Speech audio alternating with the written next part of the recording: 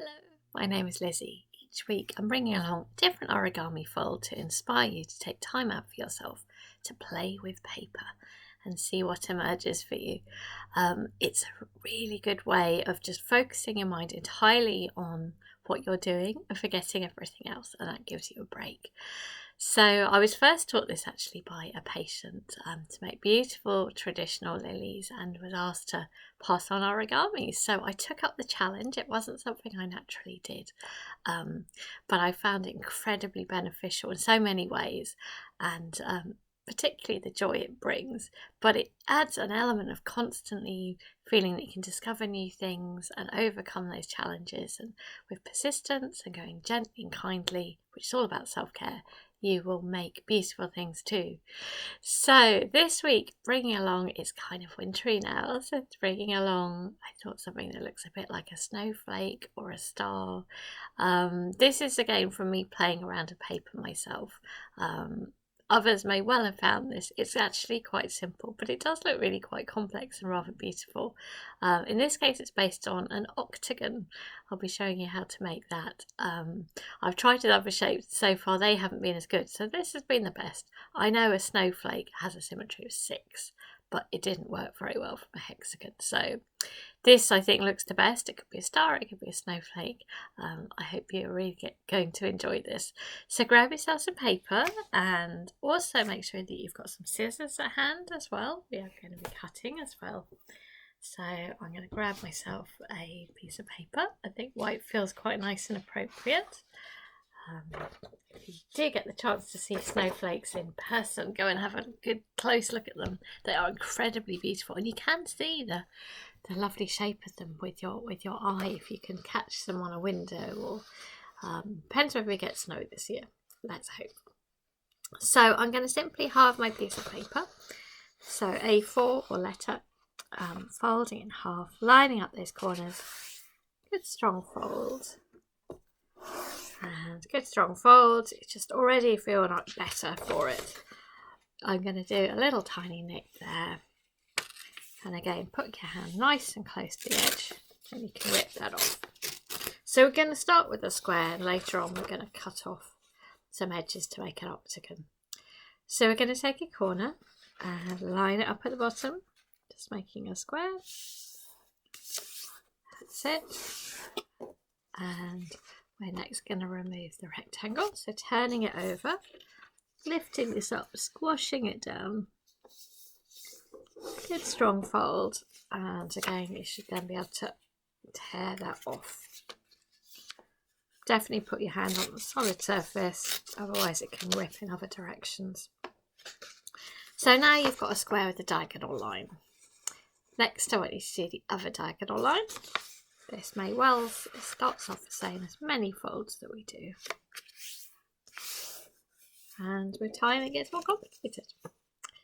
There we go, so we've done our diagonals. Next, turn it over, and it looks like a little tent, and we'll do a horizontal and a vertical. There we go, folding it in half, and then the other way. That's it. And then as it is, you should be able to push all the edges together. That's right. Squash it down so it looks balanced like that. So we've got the open bits at the top. Next, think of this as leaves of a book. So you've got a page, and pop your finger in that pocket and squash it down like so. There we go. Looks like a kite. All nice and lined up. That's it. Alright, turn to the back, and the same thing again, lifting up one of these leaves, popping your finger in there, squashing it down, keeping everything lined up, including the tips there. Squashing it down. There we go. And again, leaves of a book, turn through the pages until you get to another one, and again pop your finger in there, squash it down, keep everything lined up, and squash it down.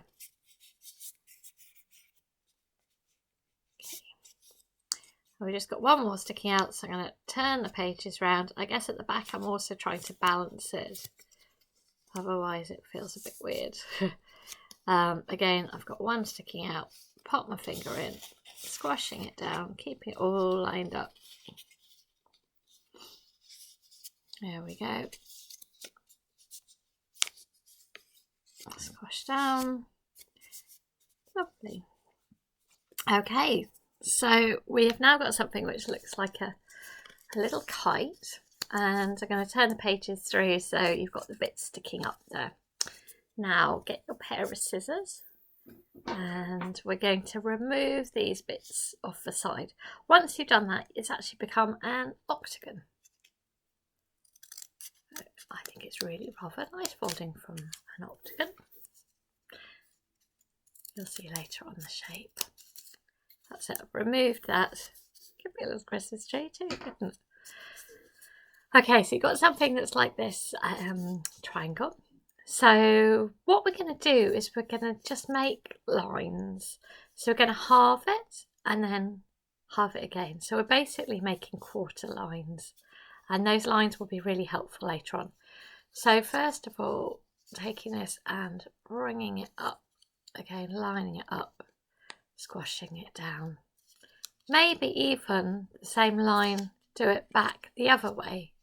So we're making these lines really nice and definite. Yeah, that's great.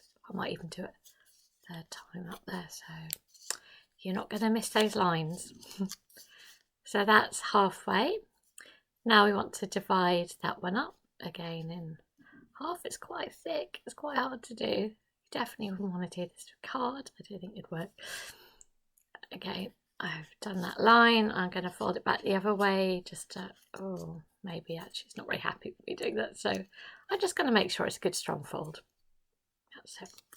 And again, I'm going to halve this one as well, so I might need to see what I'm doing there. So again, I took that and I folded it to that halfway line. Again, good strong fold. If it naturally does it, you could always go back and then back again. I'm just trying to make it good and clear where the lines are. Okay, so we've made the sort of quarterly lines there. Now just open it all up. You'll see that we have made an octagon. And there we go. It's a nice looking thing, isn't it? This is me just playing around. Whoops, I think I need some coffee. It's almost like a little parachute as well.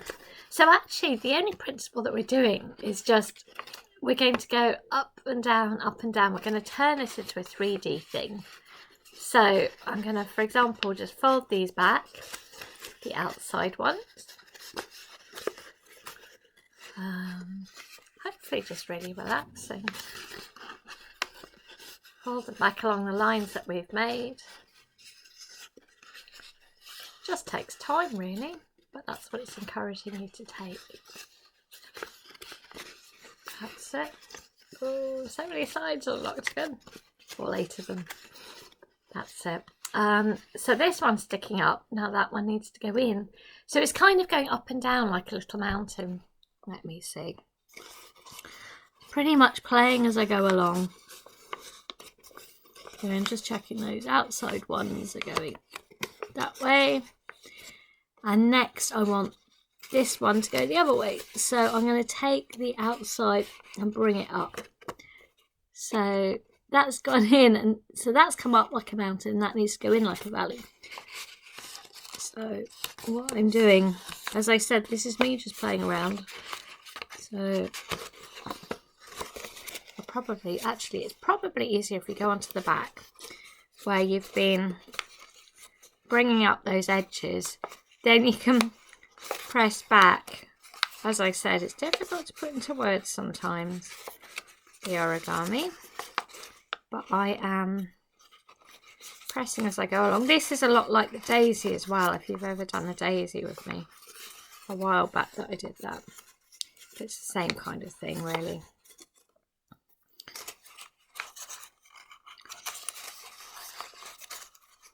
you'll find yourself really lost in, it's lovely, it could almost be little pots.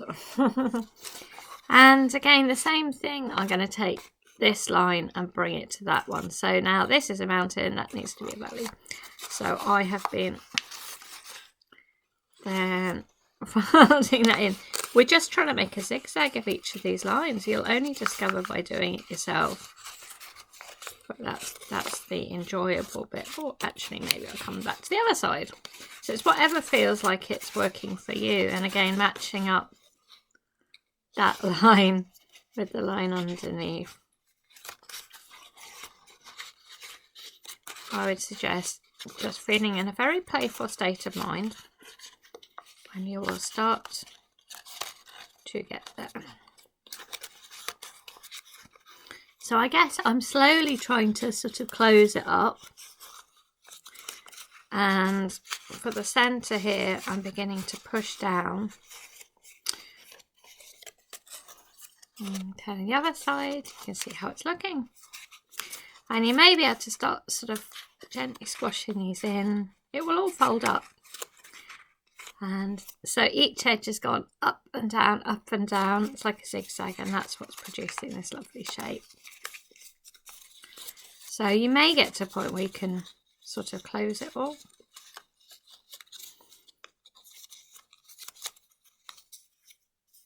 Something like that. And opening it up a little bit. But it was taking those quarter lines and getting it to go up and down, up and down. And it's only in doing it that you'll discover how it all can work. Trying to make it look a bit more regular. We'll see. I also found it quite nice. Oh, you could play with this for a long time. You can also, with these edges which are a bit splayed, I have been taking them and then gently pushing up like that for each of those edges, and that will start to give it a bit more shape like that. So I'm taking each of these and pushing in itself. I think with this one you'll feel a sense of achievement if it comes together, because you've had to sort of figure it out quite a lot yourself. But it's those quarter lines and getting one to go up, the next one to go down, and you can line one up against the other. Well, consider it a good little puzzle, as I am trying to figure out what I've done. There we go. But hopefully got something like that. And as I said, you'll just keep finding yourself playing with it. It's a very playable shape, and I guess trying to find it so it's at a point where it's nice and regular. I'm wondering why that doesn't look particularly regular there. Anyway. And it's beautiful both on the outside and the inside. And I hope that will be a nice kind of decoration. Yeah, there we go. So yeah, I hope it's worked for you. Make a nice little shape. Could also be a flower, couldn't it? So maybe it depends on the time of year as to what you feel it is. A star or a snowflake or a flower. I hope you've had fun playing with paper. Thank you.